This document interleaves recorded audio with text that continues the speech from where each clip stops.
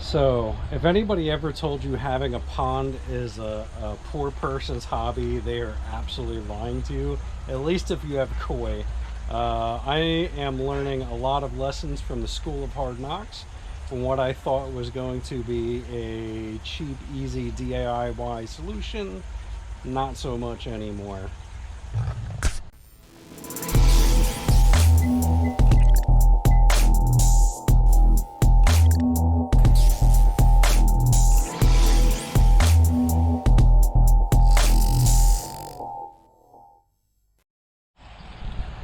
Alright, so here we are, finally got my final package. Isla's coming over to make sure she didn't miss anything.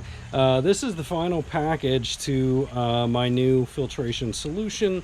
I want to thank Fitz's Fish Ponds in Milford, New Jersey, as well as Oase for their continual support. I've been thinking about doing a similar setup to this for a while, but I met with the Atlantic Oase people at Koi Fest 2024, and we talked about a few things, went through some things. They said this would be probably complete overkill for what I need.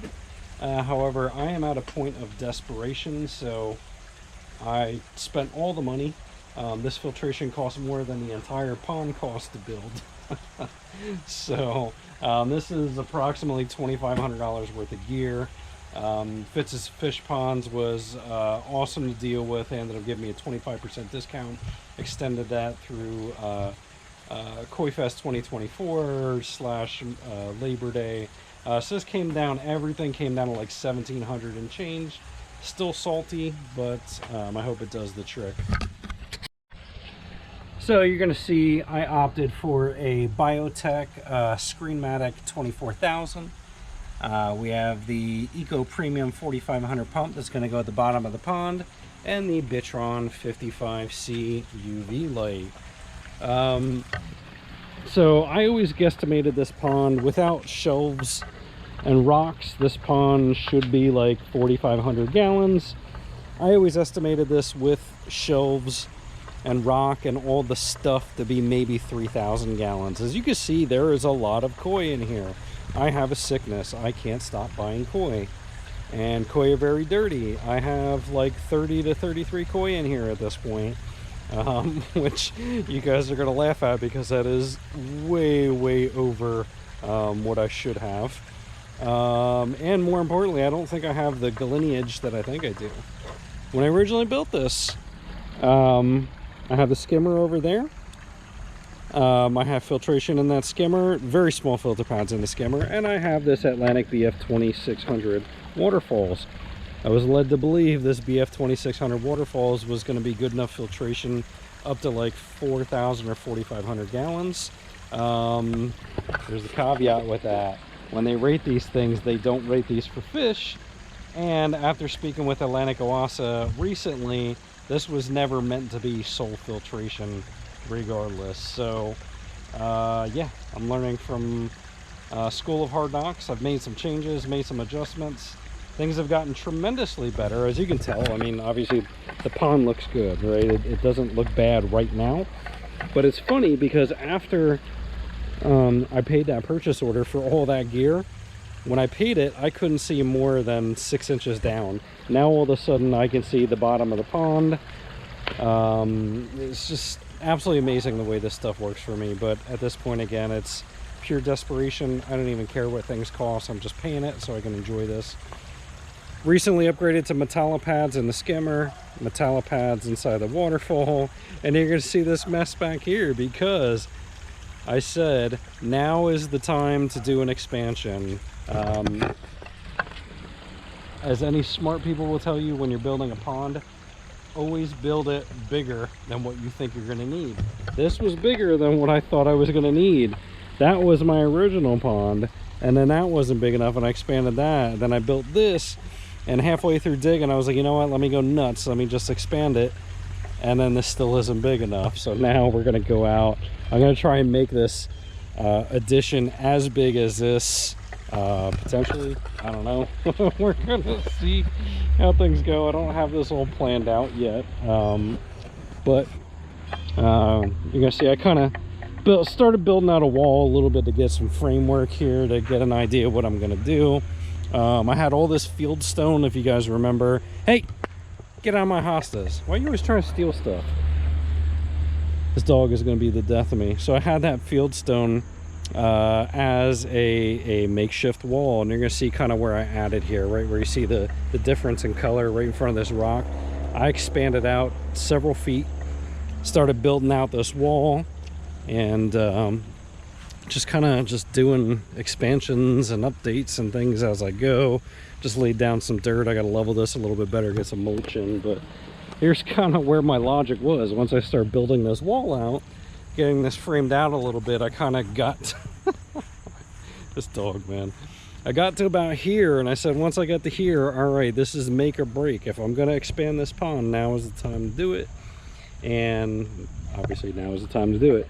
I'm going to kind of adjust this, make this slope a little bit better, and have this go out. But this is kind of general framework of what I'm thinking. You're going to see a line right there. I'm going to take out this waterfall, cut out, and do another part of the pond there. I'm going to build up a berm right here in the wall higher, put the waterfall starting here, and go down into this part. And obviously I have to hide that monstrosity of the Screenmatic somewhere. Yeah, so I'll figure it all out as time goes on. Right now though, the Screenmatic is going to be ugly. I'm going to put it up here on the patio because we're approaching winter time. So I want to get a couple months of good filtration, so I'm going to put this thing up here somewhere and just throw the pump in the bottom of the pond, come up, route it back down, yada yada yada. And I'm hoping I'll be good for a couple months. While I dig, I can take the waterfall out of commission and still kind of have some filtration. So let me unbox, let me look at some things and figure out what I got going on. So also another point about the water quality, how it looks right now, this is going to be a terrible example of what this setup can do. The reason why I spent this money is because I saw some people that had 3-4 inches of visibility. They put this thing in, and within a day, boom, they got a foot of visibility. Day 2, 2 feet of visibility. Day 3, so on and so forth, until it is absolutely crystal clear. They can make out individual pebbles in the bottom of their pond, which is why I spent that money. So obviously it is not going to be as drastic what I'm going to show you here, but you can see the bottom of the pond is just not all of it, right? You can't make out all the rocks, but I don't know that I don't know that I'm going to get much more clear than this. But again, I do need more filtration than this contraption here. I'm cleaning this every 2 weeks religiously, and it is a nightmare, and it is dirty. So that's how we got to where we're at. So I apologize, I'm not going to be able to give you that awesome, terrible looking pond to awesome looking pond. It just kind of is what it is. Alright, so I got this thing out of the packaging. This thing is just absolutely bonkers. So if you've never seen these things before, this thing has an automatic screen. I guess you'd call it a sieve. But it's got like an automatic screen thing. This thing's got basically all the sludge will come up through here. It'll automatically move, wipe it off, dump it into this canister.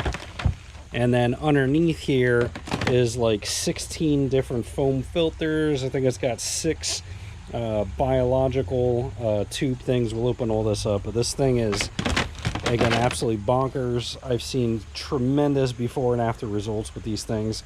This is the next best thing to doing like doing a drum filter and a like a sand filter or a bead filter. Hopefully it does what I needed to do, but this thing is just absolutely bonkers.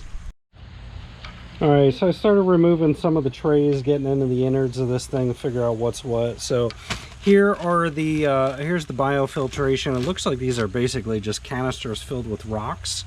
Some was a little expensive to just be canisters full of rocks, but who am I to argue if it works? So again, you're going to see multiple types of filtration here. You got 4 blue pads, you got 6 purple pads, and you got like 6 orange pads. We'll keep on going. Alright, so I added the Bitron UV on the front of this thing. Got the inlet set up, got the outlets set up in here, and then you're going to see the outlet to the filter housing itself. It's got a I think it's a 3 or 4 inch, pretty big opening there. Yeah, this thing's kind of a beast, and it's got its back flush to back flush the waste out of there. I just got to figure out a good place to put this thing now.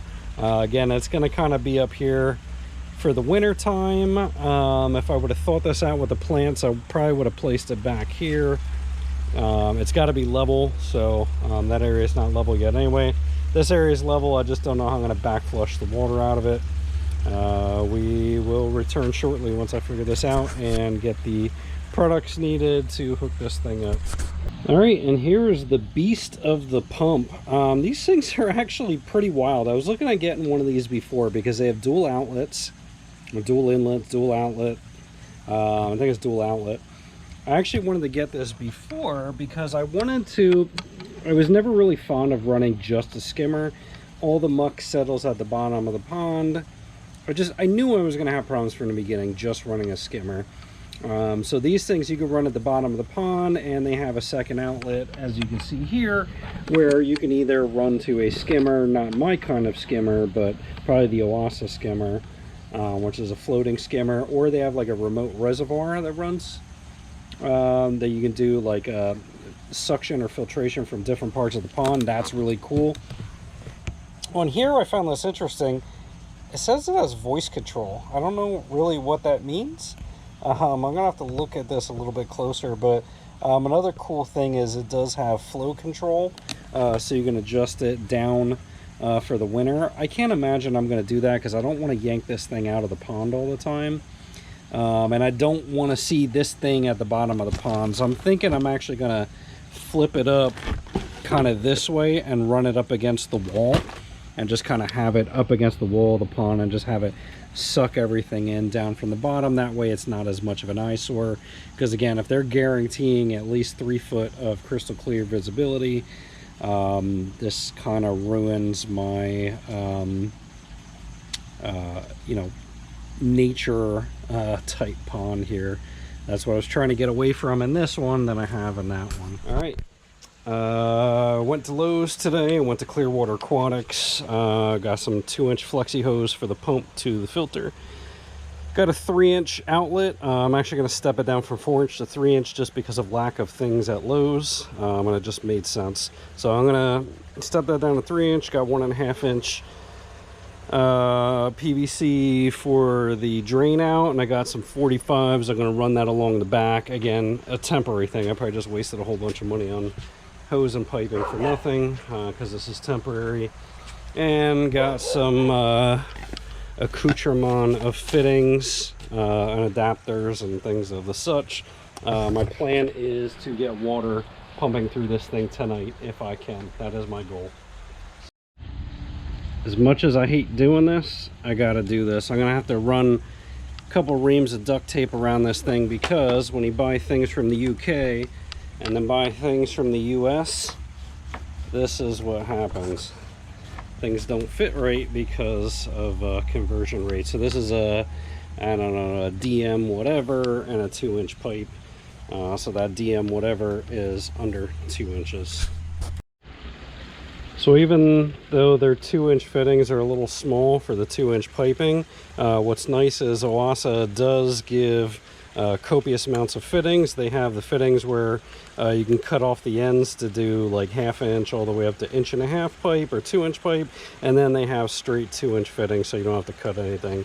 So we're gonna do the same thing. We'll wrap a little bit of duct tape around this guy, get it in the filter, and again, ugly, but I got it in there, and I'll move some things around once I see how much wiggle room I have with hose. I only got 20 foot of hose, and we'll see how it works out.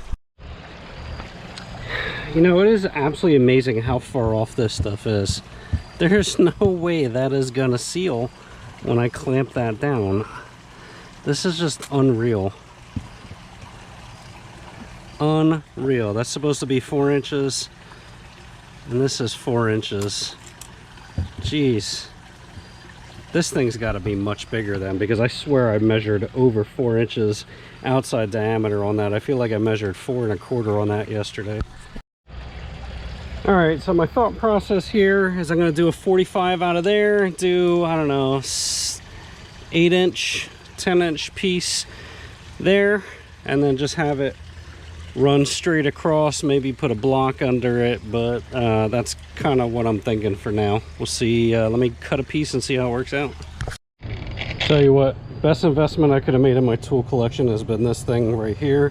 So thanks to my son for getting me a gift card to Lowe's last year, because I've been eyeing one of these up forever, and finally just bought one late last year, and I've been using this thing like crazy for tubing and piping cutting.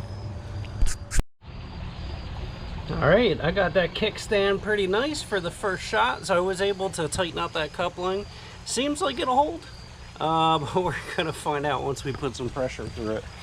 So I cut that piece at 10 inches.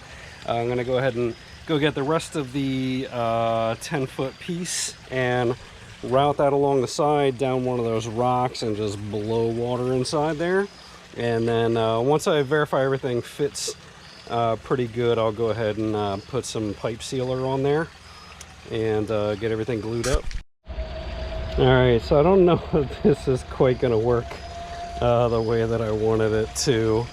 I didn't think about the downward slope, and yeah, so that sticks up a good bit. I'm gonna throw a block underneath it for now to get this thing running, see what it does, but it's definitely not ideal. But I'm gonna see if it holds water and go from there. I'm trying to think this out, if there's a better way I can do this. Maybe if I have the pipe go out and then go down. I don't know, let me think this one out a little bit. God, this is so ghetto that this is stupid, but this is like a big cat. Like, the fish are even scared of it. They're like, what the hell is this? What the hell is this guy doing? All right, so I'm gonna have to get some different fittings and do this a little bit different, but I want to try and get water through this thing today, see where my problems are, and kind of go from there. So wish me luck. All right, I think I have all my pre-checks done. Wish me luck. Let's see how terrible this is. All right, we should hopefully start seeing some water shooting in here in a minute.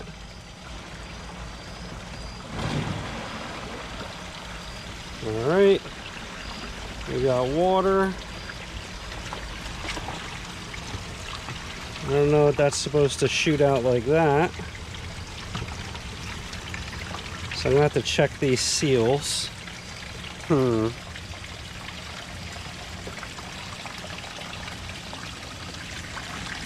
see where we're at. Over 14,000, 20,000.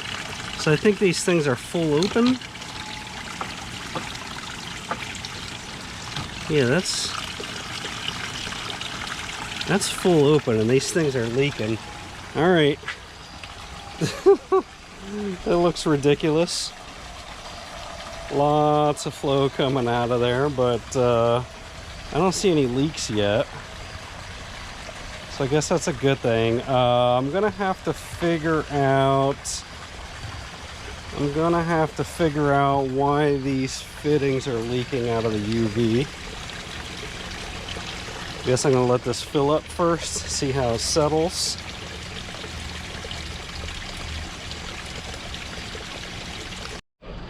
All right, I see what I missed. There are these O-rings. It wasn't very clear. The O-rings are supposed to sit inside this lip. There were other flat washers that went on the outside, but these O-rings go on the inside to seal the inside. So I'll go ahead and pop those in, and we'll see if that fixes the leak. Obviously I'm struggling for light here, but you're gonna see I got the O-ring in there, and this thing just screws right back in there, and then it will screw in and tighten up the UV, and it will seal that hole. And we'll go ahead and do the other one.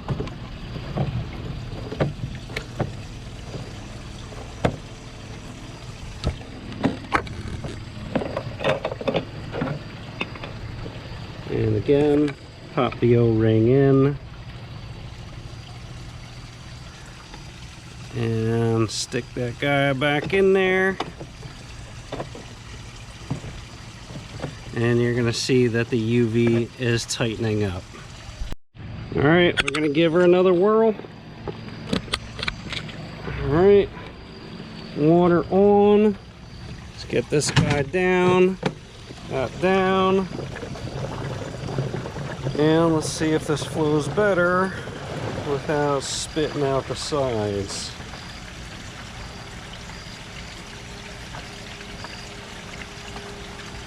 Alright, that does. However, I thought the water was going to go over this a little bit more. Let me go through and check the settings a little bit more and see if I can figure out. Here's the dirt tray for all the sludge. And we'll get the electronics hooked up. God, that is so much water coming out of there. That's going to be that's going to be great for a waterfall, but yeah, that's a lot of water movement. I may shut off the waterfall and just run this thing and kind of see how it goes. And I may shut off the aerator too, because that's so much aeration right there. Alright, so I'm going to pack it up for the night. I must have some kind of a leak out of the dump hole. I don't know. I mean, I opened it just to make sure it was closed. Obviously, water came out. I do got a leak from over there, so I'm not going to run this overnight. But I do have the UV running right now. You can see it's blinking. This thing is obviously catching stuff on the bottom already, which that's kind of cool. I think I got the leaks taken care of there. I had a leak at the O-ring. Can't tell if that's fixed or not. I may have to do some adjustments on some things. Yeah, I may have to do some adjustments on some things, but I got it running. I don't have it running enough to trust it overnight without doing something with this. This is just way too much flow. Obviously going into an awkward spot, so it's frothing up the water right there. I don't know if the fish dig this too much. So yeah, I'm gonna have to figure something out. I don't know if I'm gonna have to get a controller for this pump, if this pump's just too much. Yeah, I don't know. I may run I'm gonna say I may run the output to that waterfall. I don't know. Let me do some research. I may have to call Oase tomorrow just because this is a little intimidating for this pond, and I'm not sure I made the right choice yet. So we shall see.